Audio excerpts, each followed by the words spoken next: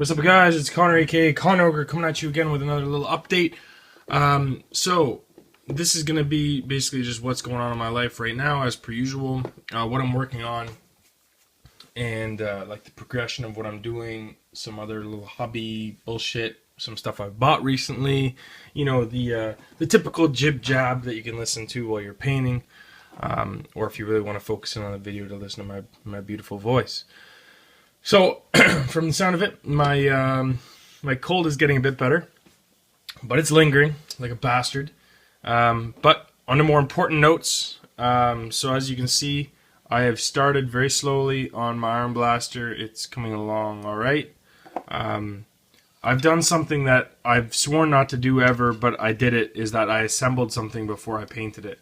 But I didn't assemble totally. As you can see, like, this is very basic. Like, that's just the wagon. The wheels aren't on it. They're right here. And the Rhinox, I can actually pop him off. He's not glued on, so I can take those off. So basically, the Rhinox is glued on. The base, this guy is not. But the tusks are glued on to the actual structure.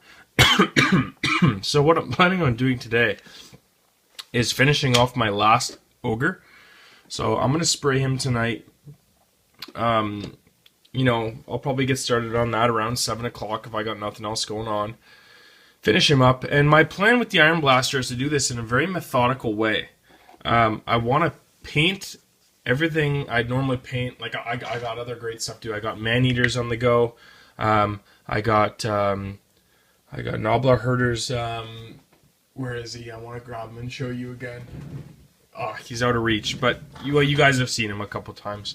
I got that to work on, plus the Paymaster that's on the way. So I got a lot of stuff to do, and not much time to do it. On another note too, you guys saw the pictures already. Probably I made this little like a Gnoblar standard holder, which if I can get him in focus here. So he's pretty cool. I made sure to give him the one with the drumstick in his mouth, because you know that's ogre magic anyways. He's got the bones. What I'm thinking of doing is I'm going to cut off some of those talismans that are hanging around there, probably the half moon, and then I'm going to put on a big slab of meat, like something like this. But I don't know. I kind of like him the way he is because it's simple. But we'll see. You never know. I did a little bit of green stuff work. I right behind his head and everything. There's green stuff, and I had to extend the cloak. And I extended the cloak like right onto his chest with the fur. So anyways, that's coming along all right. Some other things I did, I made sure to get some more green paint. So with the man-eater coming up, the Skaven man-eater from GH, he's got like some warpstone in him, and there's going to be a lot of green effects. So I made sure and I got the whole green range so I can work with that. So I'm kind of a paint whore in that sense. Like, I need to have all the supplies or else I'm scared to do it. So I have it. I got all of them. Plus, there's one here, if I can pick it out. So I think it's this one. Yeah. Cyberite green. It's almost more of like a turquoisey color. And that'll be nice later, because I already have the Sawtech green. And those are complementary. I'll be able to do some like turquoisey colors with those. Maybe throw in some enchanted blue or something like that for the turquoise colors. Because I've always had trouble highlighting turquoise, like on the little talismans and stuff on the ogres. So that's done. I'm sure you guys have already seen the pictures. I finished up my pirate man-eater. He's 100% done. What I did is I left off the gut plate. Gut plate being this, with the two pistols. That's gonna come in handy somewhere. I know it is. Like, that's just such a badass shield. But like, how can I cover up such prime real estate? Like, I don't know what I'm gonna put on there. Some tattoo maybe, so I guess I shouldn't say he's 100% done, but I mean, the belt looks great. The whole guy, I'm just really, really happy with how he turned out, and I got lots of compliments. When I brought it to my local gaming store the other day, some guy asked me, he's like, after the game, he comes up, he goes, "Hey, so who did you get to commission your paint?" I'm like, "Ha ha, man, I don't commission. I painted all this myself." So that felt good. That felt really good. Because I get lots of compliments on the Gnoblar, no doubt, but in real life, not that Gnoblar, not real life per se, but when you're out playing, I find gamers are like hesitant to like compliment you on your painting. Like, whenever I see someone with good painting, I swarm them on, man, it's great, blah, blah, blah. But my local place, man, they're kind of reserved, and I'm looking around, you know, and I'm like, damn, I wish someone would tell me my painting's good. Give me an ego boost. But that's what you guys are there for. You always boost my confidence, which is nice. Okay, so what else to talk about? Yeah, so the Canon. So this guy right here, I got the Seraphim Sepia wash going on. I base coated it with Balthazar Gold. Balthazar Gold is a very dark gold with like a brass tinge. And what I'm doing with that is if I can get all my golds together here, it's actually quite shocking how much gold they have in their line. So first we have Balthazar Gold, which is the darkest.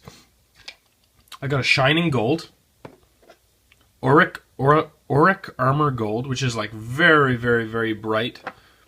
I got my Dry Brush Golden Griffin, and then Gehennen's Gold, which is my favorite gold color. It's like that typical orangey, like real life gold. So, what have I done?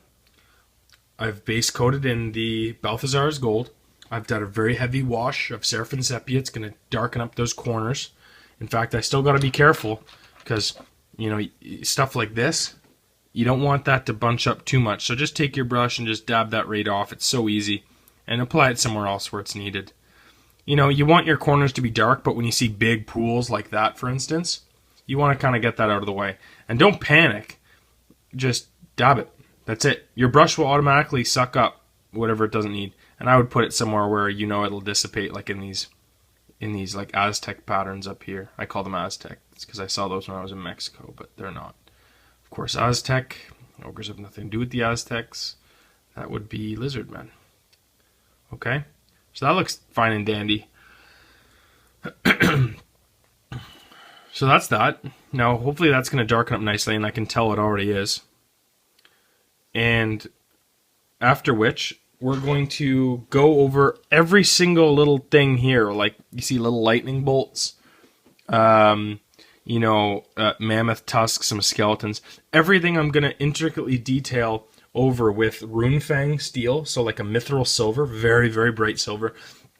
And I'm going to be highlighting up with Auric Armor Gold, and then I'm going to do a light dry brush over the whole thing over normal surfaces with the Gehennen's Gold. So this thing's really going to shine.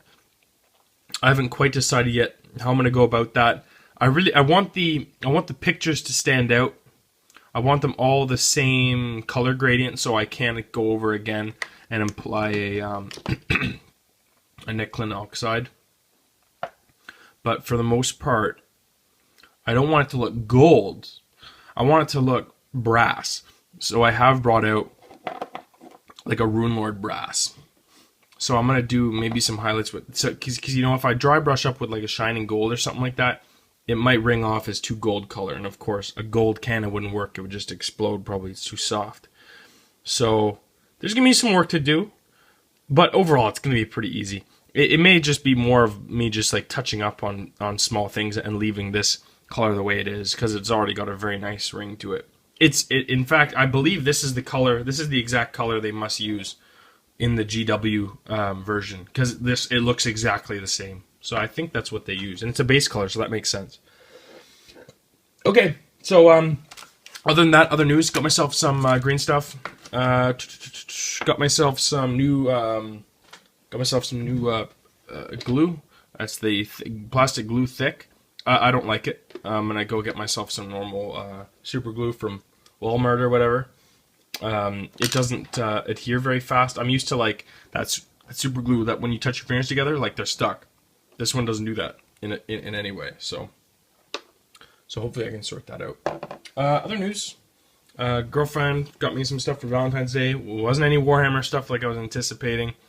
She saw some other stuff at the local mall that she got me, and I'm very happy because it's something I've always wanted. Dun dun dun! That's the full series, all in a box set. That's awesome. Like, I've wanted that for so long because I'm a huge fan of the series. I've read it a couple times, but I've never had my own books. I've always had e-sets. So that's that. I'm gonna make sure to start buckling through the first book. I just read The Hobbit. I read The Hobbit on Christmas break every single year. It's kind of one of my traditions. So that's that. I'm gonna start getting through that, and you know, other than that, I think that's it.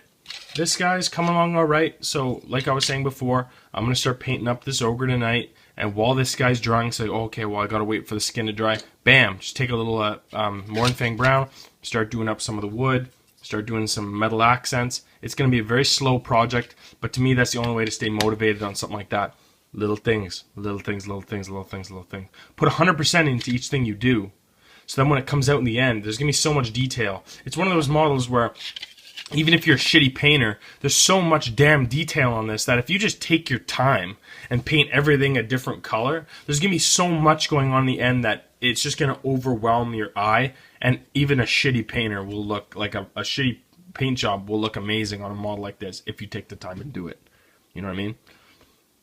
So it's going to be fun. I'm really excited to get started on this tusk. I'm gonna do my classic blending on this. I'm gonna do my classic blending on this.